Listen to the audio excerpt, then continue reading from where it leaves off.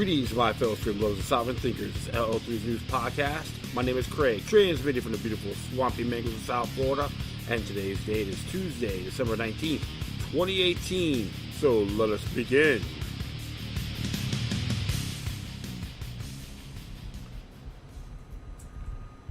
Thanks for tuning in, my friends. Just another episode, early Tuesday morning, about 1:45, hanging out.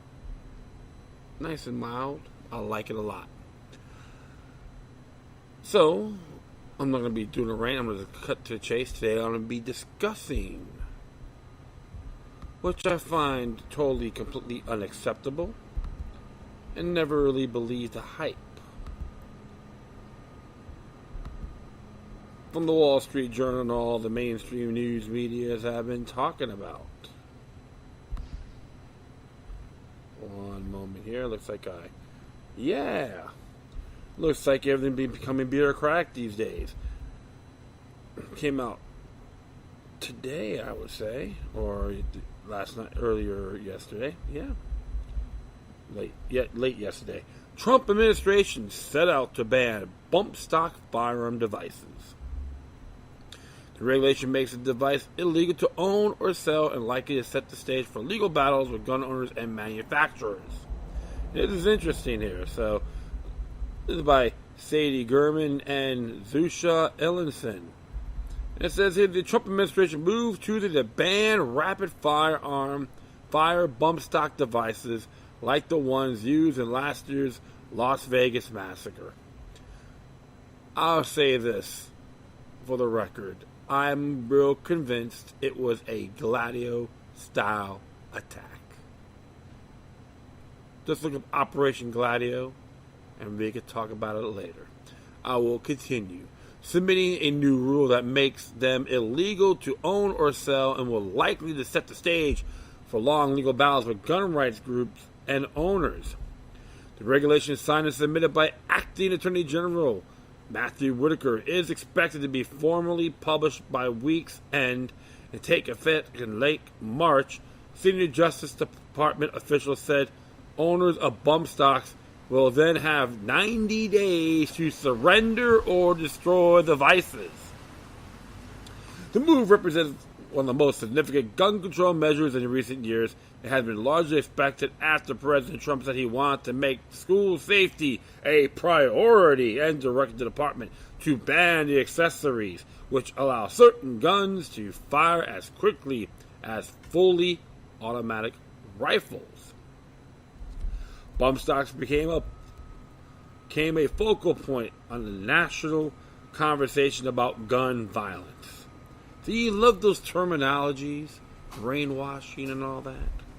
Mind control 101? Even though they have not been involved in most of the recent mass shootings, the new rule classifies bump stocks as machine guns, effectively prohibiting them under federal law. The U.S. Bureau of Tobacco, Firearms, and Explosives had previously approved the devices in 2010, finding they didn't meet the definition of machine guns. ATF lawyers earlier this year were still unsure they could prohibit them without legislation from Congress, where a bid to ban bump stocks fizzled last year as some lawmakers expressed openness to the idea. Government control. Department officials said Tuesday they've taken a fresh look at case law following the October 2017 massacre that killed nearly 60 people in Las Vegas and other mass shootings, and determined they could prohibit the device through regulation. The bureaucratic way, the Constitution is null and void.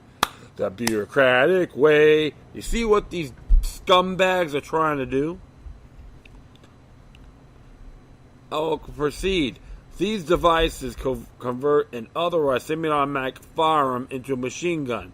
The new rule says, noting that they allow the trigger to reset and continue firing without additional physical manipulation of the trigger by the shooter.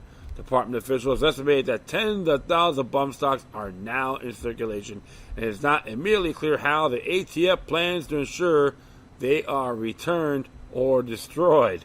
What a wet dream, can we say, right? The primary bump stock maker, Slide Fire, closed its doors earlier this year. Anyone caught with a bump stock could now face prosecution, but officials don't have an easy way to track down owners of the devices.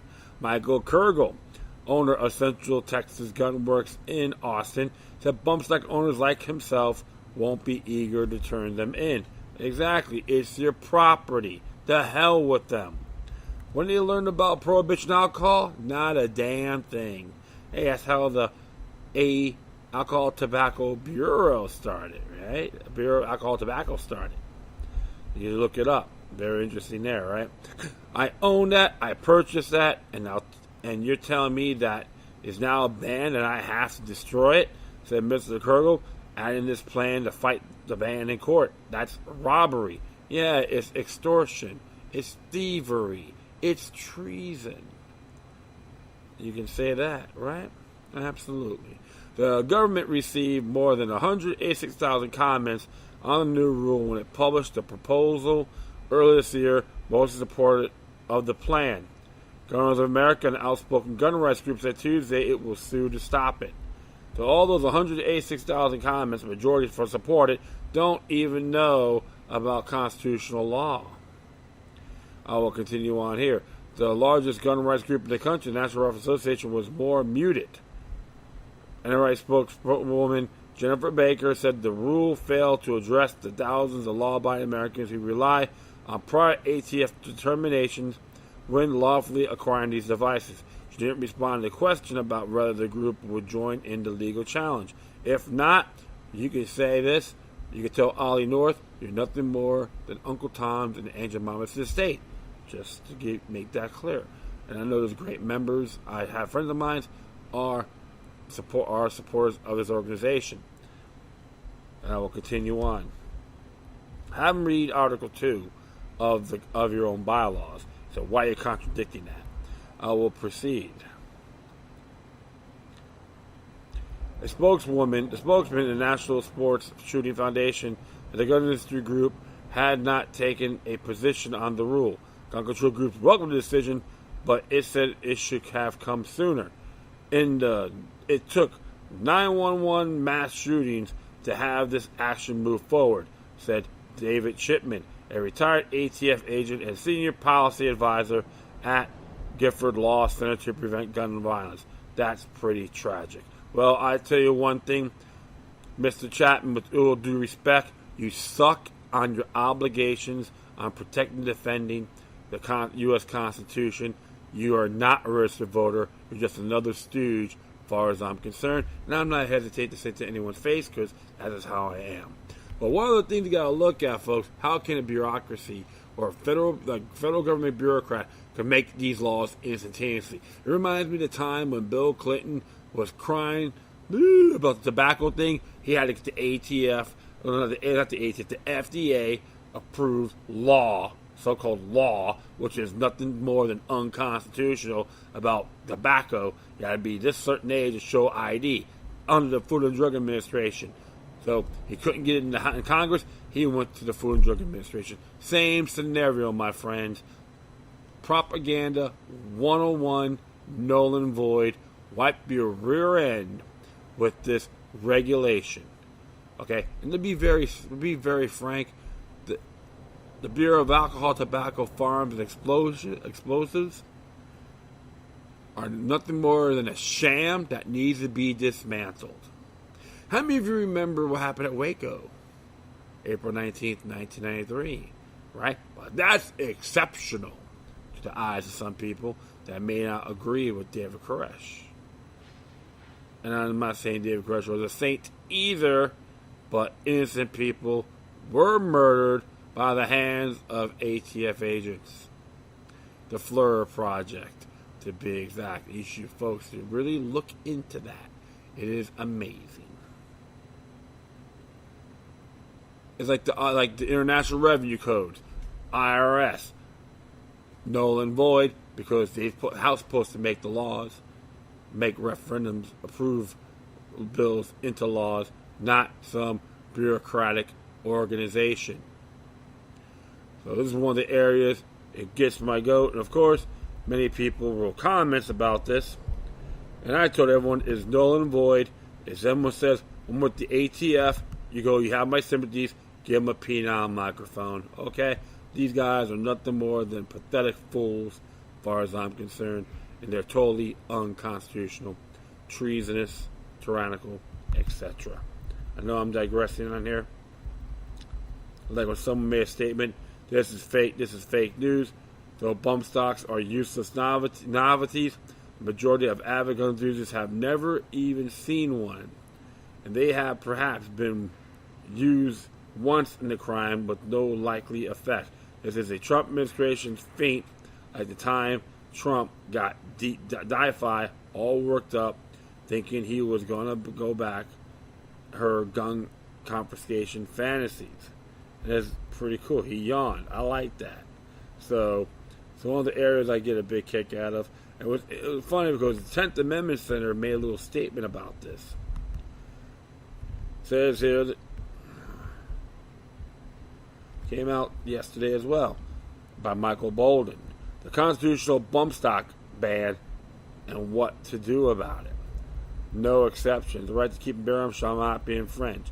Today, the Trump administration rolled out its new federal regulation banning bump fire stocks, and you can actually read this link on here, so you can tell you all about it.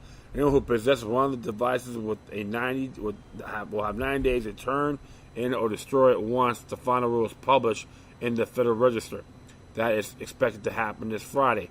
The ban is wholly unconstitutional and is almost identical in process to a failed attempt by the Obama administration to ban M88, M855 ammunition, but it can be nullified through state, local, and individual resistance. 2 peas in the pod. Acting Attorney General Matthew Whitaker signed the new rule Tuesday morning is notable considering the fact that the Obama administration did not believe that federal law allowed it to ban bump stocks. This stock has no automatically functioning mechanical parts or springs and performs no automatic mechanical function when installed. The Obama administration's ATF technology chief wrote, accordingly, we find the bump stock is a firearm part and is not regulated as a firearm under the Gun Control Act or National Firearms Act. It is a dangerous and unfortunate step for the Constitution and liberty. It seems the Trump administration has taken an unconstitutional gun control move right out of Obama's playbook. As T.J. Martinell noted, President Obama directed the ATF to pursue a possible ban on M855 cartridge.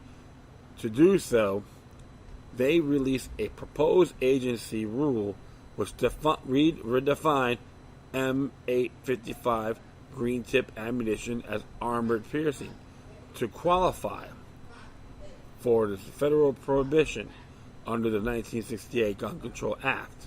This is essentially the same process the Trump administration is using to qualify bump stocks for federal prohibition under the 1934 National Firearms Act, or NFA.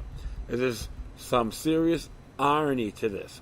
An administration widely believed to be in favor of more federal gun control rejected the notion of banning bump stocks under current federal law, while an NRA-backed administration widely believed to be in favor of the Second Amendment has aggressively pushed to get it done anyway.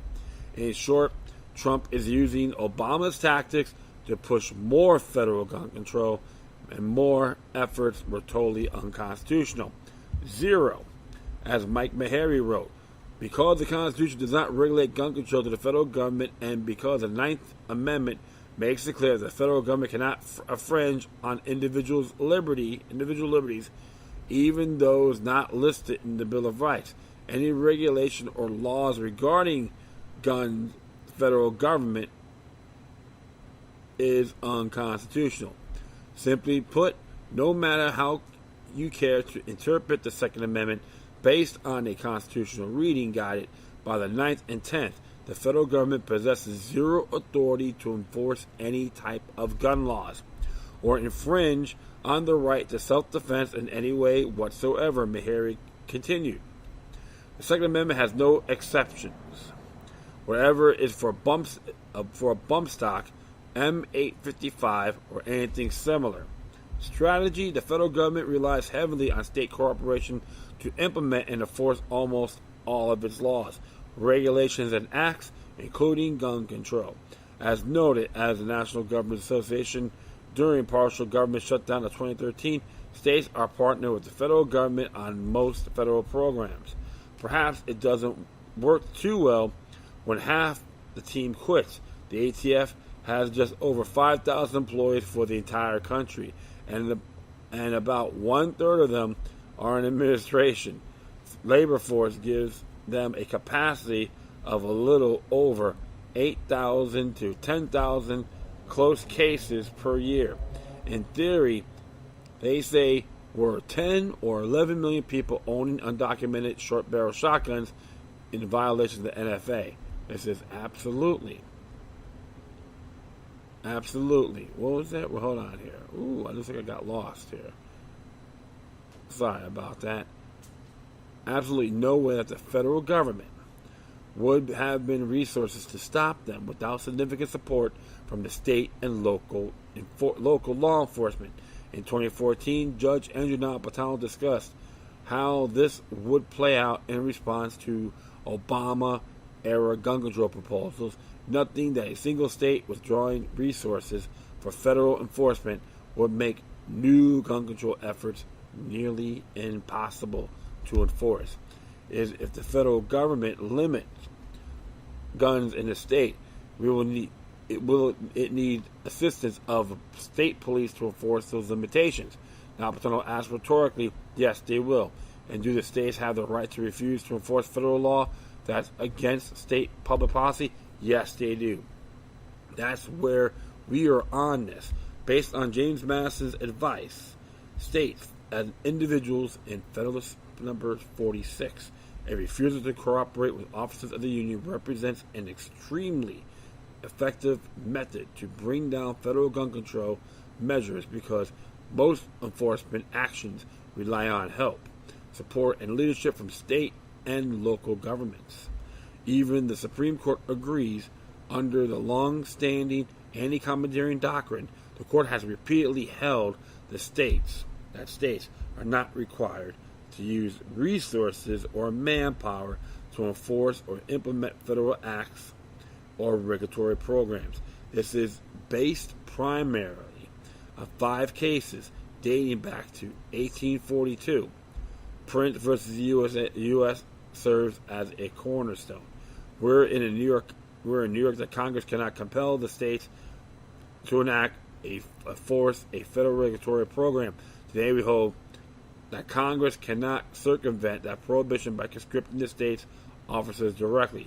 The federal government may neither issue directives requiring the states to address particular problems, nor the command the states' officers or those of their political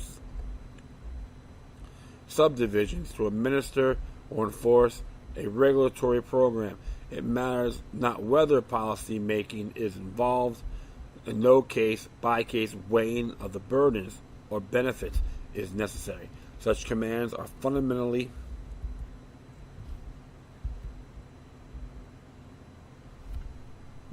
sorry about that. I'm getting ready to zonk out here. Okay. Such commands are fundamentally incompatible with our constitutional system of dual sovereignty. Idaho. On March 20th, 2014, Idaho Governor Butch Otter signed a bill that prohibits state or local enforcement of any federal act enacted after that date relating to personal firearms, a firearm accessory, or ammunition in violation of the Idaho state constitution's protections the right to keep and bear arms. It reads in part, any official, agent, or employee of the state of Idaho or a political subdivision thereof who knowingly and willfully orders an official agent, employee of the state of Idaho or a political subdivision of the state to enforce any executive order, agency order, law, rule, or regulation of the United States government is provided in subsection 2 of this section upon a personal firearm, a firearm accessory, or ammunition shall, on a first violation, be liable for a civil penalty not to exceed $1,000, which shall be paid into the general fund to the state. Here's one in Texas. A similar and potentially more expansive law has been proposed for the 2019 legislative sessions in Texas. House Bill 238 from Representative Matt Krause, Republican from Fort Worth, would prohibit sales, state agencies, and law enforcement officers having contracts with or in any other manner provided assistance to a federal agency or official with respect to the enforcement of a federal statute, order, rule, or regulation purporting to regulate a firearm accessory, or firearm ammunition if the statute, order, rule, or regulation imposes a position, restriction, or other regulation, such as a capacity or size limitation, or a federal registration requirement that does not exist under the laws of the state. In short, as long as Texas itself doesn't ban bump stocks, which it hasn't, passage of HB 238 will have been the same effect as the 2014 Idaho law. That is, the state would be banned from helping the federal government enforce its new bump stock ban. So you see what's been going on here, folks. This is incredible. And I can just go on right here. Like it says here, to the states, by withdrawing all resources and participation in federal gun control, states and even local governments can help bring these unconstitutional acts to their much-needed end. Supporters of the right to keep and bear arms should focus their efforts on the state level. The 4 steps can be taken today. There's a download model legislation in this link. Find an email address to your state level senator here. Be firm but courteous. Email them both and urge them to introduce legislation. Share this information widely via social media and your email contacts.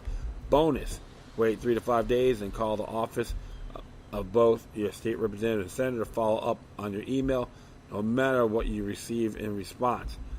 It's going to take action to get the job done. Today it starts with less than 10 minutes of action. In the end, when enough people say no to the federal government and enough states pass laws to back those people up, there's not much the feds can do to shove their so-called laws, regulations, and mandate down our throats. He is absolutely correct.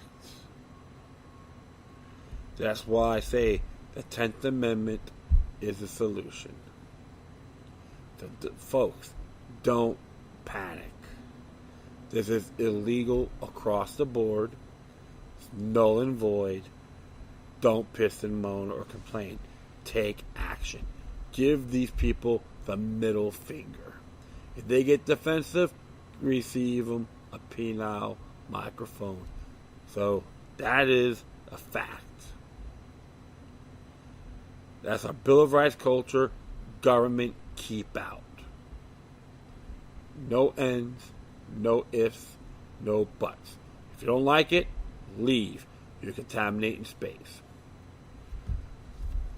Okay, that will be it. I thank everyone for listening. Plus, feel free to download and share us on social media networks. If you have any questions, comments, or research, something easy to check out. Whatever you do, please address your correspondence to decorum. I'll leave all my social media sites and email addresses on my Spreaker page. And another thing, too, if you have a chance, hit that like button also. That would be awesome. And leave your comments in those areas as well. May have repeated, but forgive me.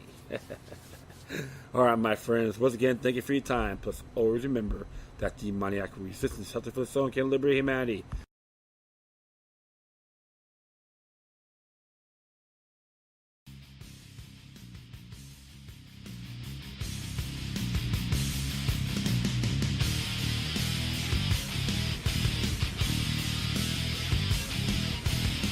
Sorry about that. Always remember that demoniac resistance of it for the soul and can liberate humanity. Until next time, take care of yourselves, keep on spreading the love, and may your guardian spirits be with you.